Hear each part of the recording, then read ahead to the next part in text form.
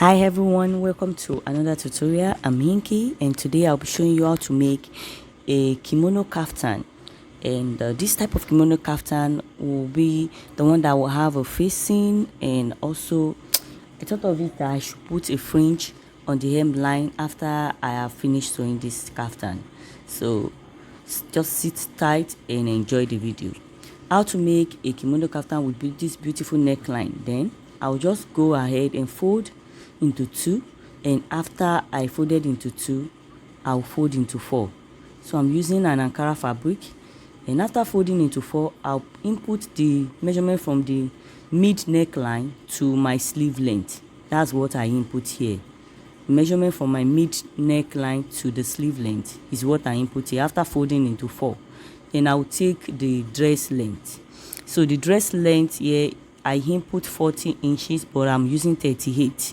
I input 40 inches, but I'm using 38. So I take off 1.5 for my hem, like so. Then the remaining will be for my actual dress length. Then I input my breast point. Breast point 10 is what I input here. And after I have done that, from where I will input the circumference measurement. The biggest circumference of the body is hip. In my own case, I'll input that hip measurement divided by 4 plus 3 inches extra allowance. 3 inches for ease because it's a kimono. Then I take a shoulder slope of half an inch on the shoulder slope. So here I'll connect the sleeve like so. I'll take that 1 inch slope. I'll take it down on the bust line. Then connect it to the sleeve hem like so. Then the remaining measurement, I'm inputting 13 inches all through here. So these 13 inches can work for size 10, size 12, and UK size 14. So it can work for 3 sizes. So here I just connected the 13 inches down. And here I input the neck with 3.5. 3.5 is a standard. It will not be too wide, with depth half of an inch. So the black edge of that my Ankara, I'm going to cut it off later because it's my selvage area. So I have all my measurements. Then I'll go ahead and cut out. So I'll just cut out like so, through to the sleeve and to the sleeve hem like so. And after I've done that, I'll remove my selvage part, then the shoulder slope. So then I'm going to notch everywhere that needed notches. So, and the neckline has been removed. So you can see that this neckline is only the back neckline that I input for both. So I will remove one of this. I will take one out so that one will serve for my back. So I will take 4 inches up on the bust line like so. This is for the back. So I want to input the back neckline. This is for the front. So I will input the front neckline like so. It's a V neck. So the depth is 6.5. So I just came up from the bust by 4 inches. So I'll just cut the V neck like so. And after I've cut the V neck, I'll open it up. You can see that this is for the back. This is for the front because it's a V neck. And the back, it will have a high neck. And this is how I'm going to join it on the shoulder. So I'm on the sewing machine now to join the shoulder to shoulder. The front shoulder will be joined to the back shoulder like so. And after I have joined it, I have it as a whole like this. Front has been joined to the back. Then I'll go ahead and input my facing. And this is how I'm going to input my facing. I'll fold into 2 vertically like this. Iron my hairstay called visible interfacing. I'll iron it, and the reason why I'm putting this stay is because I want to stabilize my sequin material. Then I'll fold into 2 also. I'll fold it into 2 vertically like this. Then after I've folded my fabric into 2, I'll place my fabric on this material so that their edges will meet, their folded edge will meet at this point. Then I'm going to take the width of my facing, whatever width you want to make your facing width. After inputting, so but the width, make sure that when you are inputting the width, it is equal.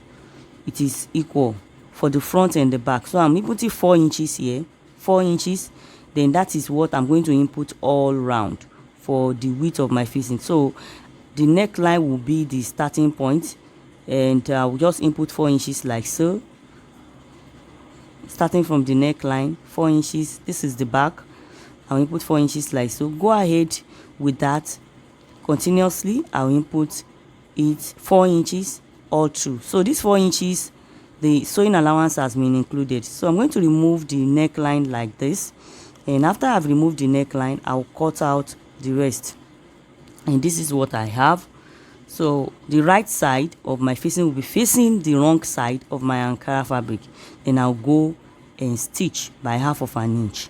You can see that the right side of my facing is facing the wrong side of my dress. So I'll use my pin to hold it down, then stitch by 1/2 inch. So this is the process of placing my facing. Then you must be very, very careful here. When you get to this V-neck, raise up your presser foot and turn it neatly so that the V-neck will be able to come out nice.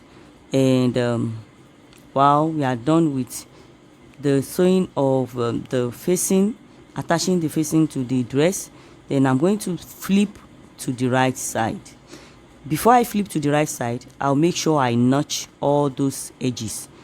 All my edges must be notched so that by the time you flip to the right side, it will be very neat. And then this is what I'm trying to do, flipping it to the right side. And after I flipped to the right side, I'll give it a nice press.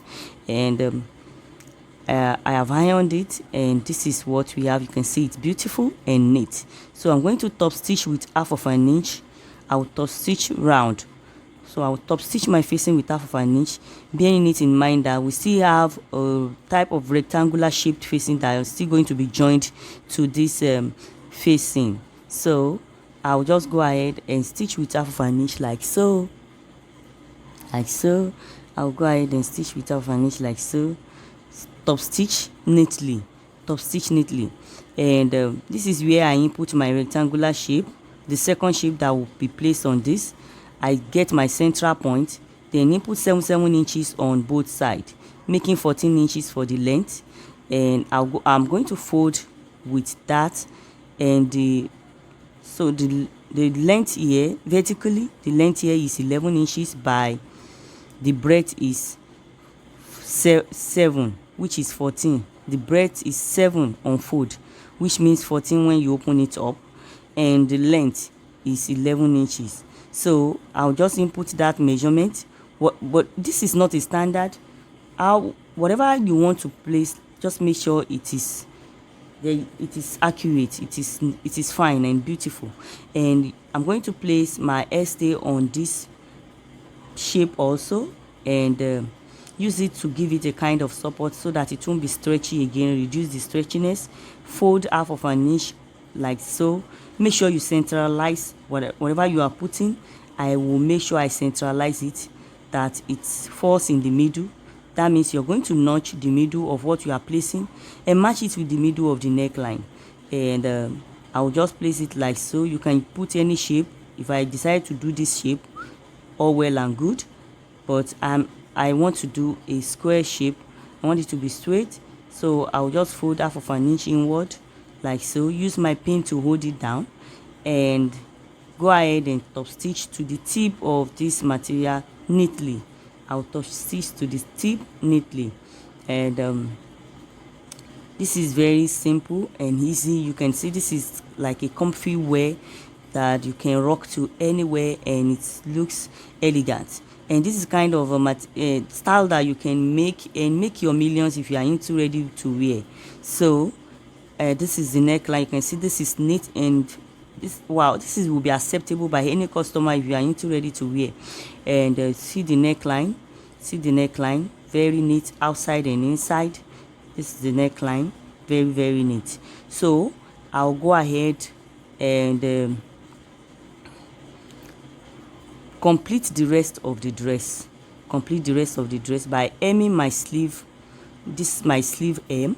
So you remember we have put hemming allowance from the beginning while we were cutting. I'll just go ahead and hem it like so, fold into 2 and join my side seam. So I'm going to join it together to give it, to have my side seam. So whatever measurement you put there, you can use it to join it together. So my side seam has been joined, one of the side has been joined. So I'm going to open it up before I join the other side, so as to be able to finish the dress hem line neatly, so that it won't be difficult for me to undo the dress hem. So I will fold up the dress hem. You remember I put 1.5, I fold on 1.5, and after folding 1.5, I tuck in half of an inch, so that I will have 1 inch as my hem allowance. So they took the light, so I need to move to the manual machine to complete the hemline of the dress, and also the other side seam. So the side seam is being joined here also, and we are almost at the end of the tutorial. I believe you've learned 1 or 2 things in this tutorial. This is a very simple tutorial and very straightforward. So if you like my tutorial, please don't forget to give us a thumbs up, like, and also share this video to people that may really need this video. And you can leave your comment in the comment section. You may need to ask some questions. I'm going to reply as soon as I see the question. This is the outcome of the dressmaking. This is the outcome of the kimono kaftan, and I just thought of it that I should put a fringe. So I put a long fringe, like 20 inches fringe. I just place it on it and just match it on it. So I think this is no big deal. And I will see you in my next video. Until then, take good care of yourself. Bye.